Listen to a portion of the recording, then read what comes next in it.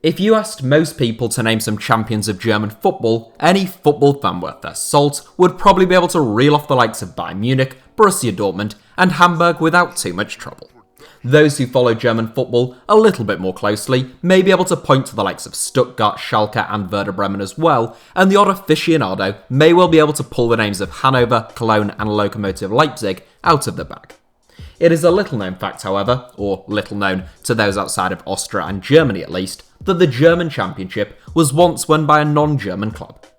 You've all heard of the club, I suspect, Rapid Vienna, who are 32-time champions of Austria and regulars in European competitions, albeit their supremacy has been severely interrupted over the last 25 years, and particularly over the last 15 with the rise of Red Bull Salzburg. Many of you will also be able to guess the reason why they were competing in the German Football League system, since Austria was annexed by Germany in 1938. But I suspect most of you are unlikely to be aware of the intricacies surrounding Rapid Vienna's 1941 German Championship, which I think is quite interesting, so I thought I'd make a video about it. As ever with these historical documentary-style videos, there's likely to be a shortage of images in our database, so if you want to treat this more as a podcast than as a video, that is fine. As is also often the case with historical videos, there's always a chance that YouTube will demonetize this, making it hard for people to find, unprofitable, and generally a bit of a pain in the arse. If that's the case, then feel free to watch another one of my videos after this that isn't demonetized if you want to support the channel and stop my boss from killing me. And obviously, you can also support the channel by simply subscribing, because why not? It only takes a second, and some of my videos have even been described as eminently watchable. Okay then, let's get started. It's always crucial to establish some historical context when making one of these documentaries, both on and off the pitch, since we tend to have a natural tendency to assume that certain things were very similar many years ago to how they are now. In both a footballing and non-footballing sense, this very often isn't the case, and that's worth bearing in mind here. If Germany were to annex Austria tomorrow, and I don't suppose they will, it wouldn't make a great deal of difference to the German national team. If you look through the current Austria squad, David Alaba is the one name that really stands out as someone who would walk straight into the Germany team. There are others like Marcel Sabitzer and Marko Arnautovic who might get a look in, but that's about it. And that's because the German national team is very strong and the Austrian national team is rather more modest and generally reflective of the nation's status as a small European country with fewer than 9 million inhabitants. That wasn't the case during the 1930s, when Austria had the best national team in Europe, or at least outside of Britain, and Germany were not considered to be a major force. In the early 1930s, Austria had an all-conquering side known as the Wunder team, led by Hugo Mahl, who were renowned for their fluid attacking and possession-based style of play, along with their emphatic results. In 1931, Austria faced Germany twice, beating their neighbours 6-0 in Berlin and 5-0 in Vienna. The Wunder team went on a run of 17 games with just one defeat against England, and they won the 1932 Central European Cup, which was the precursor to the European Championships. Much like Hungary's Golden Team 2 decades later, Austria's Wunder team never won the World Cup, denied by the Italians at Mussolini's 1934 World Cup in the semi-finals in a game shrouded in controversy.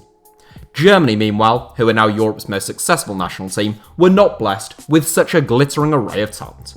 Germany didn't claim their first major trophy until 1954, so the influx of Austrian teams into the German Football League system and Austrian players into the German national team was always likely to be significant during the 1930s. Whilst unification would strengthen the German national team on paper, it led to inevitable opposition among the team's Austrian cohorts.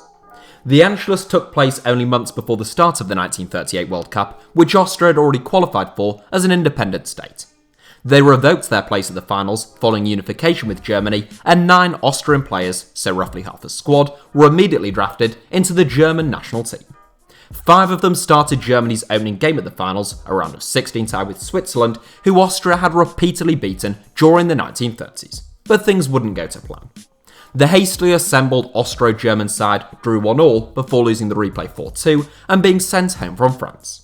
One man from Austria's Wunder team who was conspicuously absent from the German squad was Matthias Sindela. A man who I've spoken about many times on this channel in the past, Sindela was perhaps the finest of all the pre-war footballers and undoubtedly the most important. Nicknamed the Paper Man due to his slight build, Sindela proved that football was a sport based upon technique and intelligence and not only speed or strength. He operated as one of the world's first great withdrawn forwards in the Wunder team, scoring 26 goals from 43 caps. The last of his 26 goals and 43 caps, and Austria's last game as an independent nation, came a month after the Angelus. In what was supposed to be a celebration of Austrian and German reunification, Austria faced Germany in a so-called friendly game. It has been suggested that the Austrian team had been told to allow the Germans to win, and Austria's forwards fluffed a number of big chances throughout the game, perhaps on purpose. Sindela wasn't about to throw a game though. He had been an outspoken critic of the Nazis and of fascism, so the Angelus put him in some danger. He was also accused of being a Jew, despite the fact that his whole family were Catholic, a common misattribution that the Nazis would make against anyone they didn't like. Sindela put in a vintage display at the age of 34 as by far the best player on the pitch, mocking the German players and eventually scoring one and creating another in a 2-0 win. Following the second goal, converted by teammate Karl Zischek, both players went over and celebrated extravagantly in front of the Nazi officers who were present in Vienna. Despite this act of defiance, the Nazis still wanted Sindela in their national team, but the Austrian refused. Within 6 months, Sindela and his girlfriend were found dead in mysterious circumstances in their apartment in Vienna, in an assassination widely thought to have been orchestrated by the Nazis. Whilst football was halted in Britain right at the start of World War II, with the final Football League fixtures taking place only one day after Germany invaded Poland, football in Germany continued to operate as usual right up until 1943. It is in the very nature of a totalitarian regime that it reaches into all institutions and every part of people's lives, and football in Nazi Germany was certainly no exception. Sports Minister Hans von Schama und Osten was the man tasked with overhauling Germany's Football League system, which was admittedly something of a mess before the Nazis came to power. Before 1933, there were over 600 teams in what were technically regional German top flights who would ultimately do battle before a nationwide champion could be crowned. The Nazis significantly slimmed down the competition to roughly 170 teams in regional leagues, the winners of which would go into a national championship. Hans von Schama und Osten, himself a senior figure within the Nazi party, masterminded the creation of the Pokal, which is the modern-day DFB-Pokal but was originally named after him, in 1934. The expansionist policies of Nazi Germany meant more and more territories were swallowed up and brought into German football over the years. At one point, there were teams from Germany, Austria, Poland, Czechoslovakia and Luxembourg all competing within the German game. And it should come as little surprise, given their pre-unification supremacy, that Austrian teams were immediately among the strongest in the German game. Austrian teams first competed in German football in 1938, following the Angelus, and Rapid Vienna immediately won only the 4th Pokal final at the Olympiastadion. In 1939, an Austrian club reached the German Championship final, Admira Vienna on this occasion, although they were drubbed 9-0 by Schalke, who claimed their 3rd league title. Schalke were the most successful German club during the Nazi German era, and it has often been claimed that Hitler was a Schalke fan. There's actually very little evidence to support this claim, or even the idea that Hitler had any interest in football at all, but he certainly had an interest in propaganda, along with his Minister of Propaganda Joseph Goebbels, and they had no reservations about exploiting Schalke's success for the purposes of promoting the Nazi Party. Goebbels and Hitler were both also virulent anti-Semites, Goebbels even more so if anything, and by the mid-1930s, the Nazis had already passed laws banning Jews from holding positions of authority within German society, which extended to football. Clubs with known ties to Jewish communities or Jewish presidents, like Bayern Munich or Austria Vienna, were labelled Judenclub or Jew Club and faced anti-Semitic discrimination. President Kurt Landau was arrested in 1938 on account of him being Jewish and transferred to Dachau concentration camp. He was given special discompensation as a result of having fought for Germany in World War I and allowed to leave Dachau, but by 1939, when the Nazis began using gas chambers, Landau had fled to Switzerland. He returned to Munich after the war and was re-elected as president of Bayern Munich in 1947, but all but one member of his family were killed during the Holocaust. Rapid Vienna's great rivals Austria Vienna, who Matthias Sindela spent his entire career with, had closer ties to the Jewish community than any other club. Their president, Michael Schwartz, who was also Jewish, fled to Bologna in 1939. Unfortunately, he would find his new home gripped by anti-Semitism as well under fellow fascist dictator Benito Mussolini, so he relocated to France. It took Germany only 46 days in 1940 to win the Battle of France and take occupation of Schwarz's new home though, forcing him into hiding. He evaded capture up until 1944 when he was arrested by the French Gestapo and sent to an internment camp. One of the camp managers, who was particularly abusive towards Schwarz, would, inexplicably to him, allow him to escape one night by leaving a fence gate open for him, and he spent the rest of the war in hiding with footballer Friedrich Donnenfeld in Paris. Just like Landauer, he returned to his club after the war to become president once again, famously bringing one of Austria's greatest footballers of all time to Austria Vienna in 1947, and his name was Ernst Ockwerk. The persecution of Jews made life very difficult for Austria Vienna under Nazi occupation, but their neighbours Rapid would enjoy more success. Rapid had a very special player on their books during this time by the name of Franz Binder. One of few men to represent Austria before and after German unification, Binder scored a combined total of 16 goals from 19 caps for Austria, in addition to 10 goals from only 9 caps whilst representing Germany. He also spent the entire Nazi era as one of German football's top scorers, scoring a remarkable 267 goals in just 242 games for Rapid in the league alone. In all fixtures, Binder is believed to be one of only a handful of players to have ever scored in excess of 1,000 goals alongside the likes of Romario and Pele. Famous for once having torn a hole in the side of the net with a thunderous shot, Binder was renowned for his strength in the air and his ferocious power that he could generate when firing a ball towards goal. He was so often the starman for Rapid, and so would prove when the club brought Schalke's reign of dominance within the German game to an end. The Nazis renamed Austria Ostmark following annexation and created the Gauliga Ostmark as the top flight of regional Austrian football. As with all the other regions and Gauligas, the champions of the Gauliga Ostmark would go into the national championships, which followed a group and knockout format. In every single season that Austrian teams were allowed to compete in the German Championship, between 1939 and 1943, the Gauliga Ostmark winners reached at least the semi-finals of the German Championship. Rapid Vienna won the right to compete in the nationwide finals after winning the Gauliga Ostmark title in the 1940-41 season, and they went into a group with the Gauliga Bayern, Baden, and Württemberg champions, 1860 Munich, the Stuttgart Kickers, and VfL Neckarau. Each team played each other twice, and Rapid emerged with a record of 4 wins, 1 draw, and 1 defeat, putting them 2 points clear of 1860 Munich and earning them a spot in the semi-finals.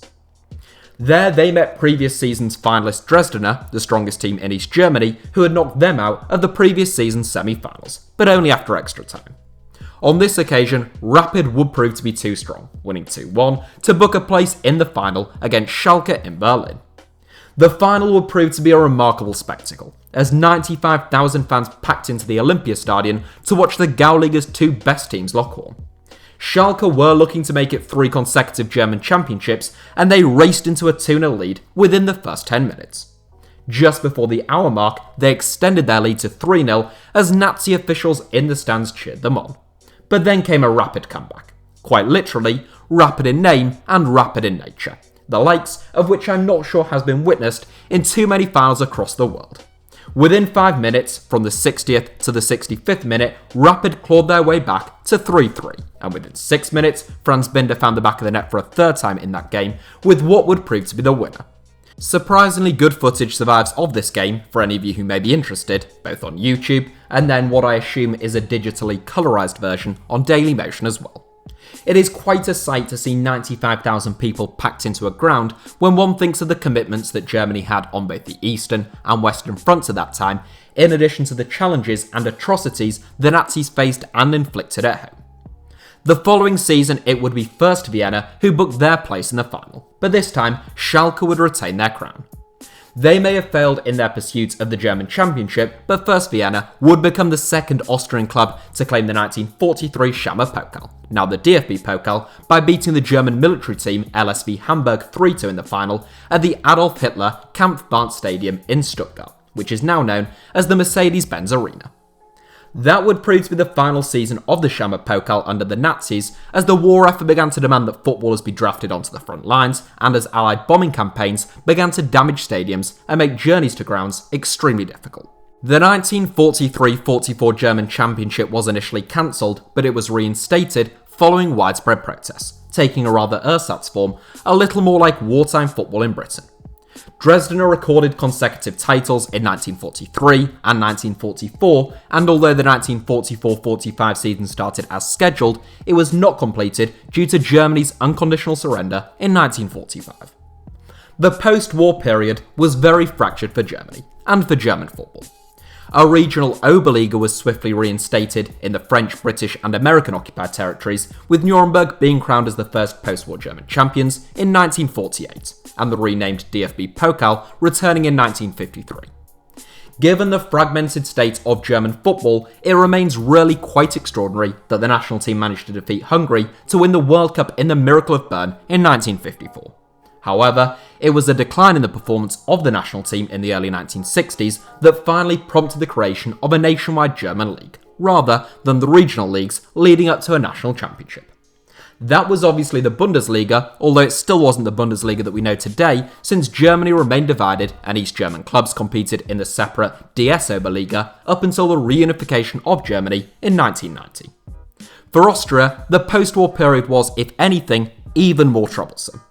Whilst Germany came under occupation and was forced to confront the horrors that the country had committed under Nazi rule, it took Austria much longer to have that conversation. The Second Austrian Republic was declared in 1945, and the new state took a position that since the country had been annexed by Germany in 1938, that meant it had been occupied and was not responsible for any of the ills committed by Nazi Germany in Austria or elsewhere. As a result, whilst former Nazis in Germany were either put on trial or at best expelled from public life, the same fate did not befall all former Nazis in Austria. The first president of the Second Austrian Republic, for example, was Karl Renner, a man who had campaigned for Austrians to vote for unification with Nazi Germany in 1938, and who was known as an anti-Semite both before and after the war. Even to this day, Renner still has streets and buildings named after him, and the city of Vienna hands out a Karl Renner Award every year, which comes with a €43,600 prize for contributions to Austrian society. By 1947, former Nazi Party members were widely welcomed back into Austrian society, and former Wehrmacht and Luftwaffe servicemen were even celebrated. Things got so bad that by 1960, concerned about the number of people openly wearing Wehrmacht uniforms, Austria's conservative government had to ban the wearing of the swastika. In 1965, at a protest against an unapologetic former Nazi Party member turned university professor who was to all intents and purposes still a committed National Socialist, a 67-year-old anti-fascist protester was killed. For 20 years, the Freedom Party of Austria was led by a man named Friedrich Peter, a former Nazi Party member and Waffen-SS volunteer who spent much of the war in one of the Nazis' infamous Einsatzgruppen that systematically murdered thousands of Jews. The turning point for Austrian politics and psyche in many respects didn't come until 1986, when Kurt Waldheim was elected president. Although Waldheim was a former UN Secretary General, it emerged that he was a former Nazi Party member, a member of the SA, and a soldier in the Wehrmacht. Having such a figure as head of state right up until 1992 made Austria prized among much of the international community, and a revision of the nation's reluctance to confront its past has taken place in the near 3 decades since. The Freedom Party of Austria, which is Austria's largest far-right party, saw its vote share decimated in Austria's 2019 elections, although that was down to a corruption scandal as much as any ideological battles, and despite its horrific recent showing, it is still Austria's 3rd largest party. The truth of Austria's Angelus is that there was widespread support for unification with Nazi Germany in Austria in 1938. Anti-Semitism had not been restricted to the boundaries of Germany, or indeed the boundaries of Austria, and Austria and Germany had been unified under one flag and one empire up until the Allies outlawed the unification of the two countries in the Treaty of Versailles following the end of the First World War. Hitler was himself an Austrian, born in Austria, to Austrian parents. I should stress that the country has made great strides in terms of coming to terms with its past, but like every country, including my own, there is still great progress and understanding to be made. Rapid Vienna still lists their solitary German championship alongside their 32 Austrian titles and 14 Austrian cups in their honours list on both their website and in their museum. And if you learn nothing else from this video, you at least now know about the one non-German club to have been crowned as German champions. That is it for today's video, but I hope and pray that YouTube don't demonetize it, since I have 2 more World War II documentaries that I would love to make in the future. But if YouTube decides that the mere mention of the period from 1939 to 1946 is criminal, then sadly, that may not be possible. Thank you all for watching today's video, or podcast I suppose. I hope you all enjoyed it as much as I enjoyed researching it. Hit the like button if you did, feel free to leave any thoughts down below in the comments, and make sure to subscribe to HITC Sevens to keep up with any new videos in the future. If you'd like to follow me on Twitter or Instagram, you can find me via @HITC Sevens on both platforms.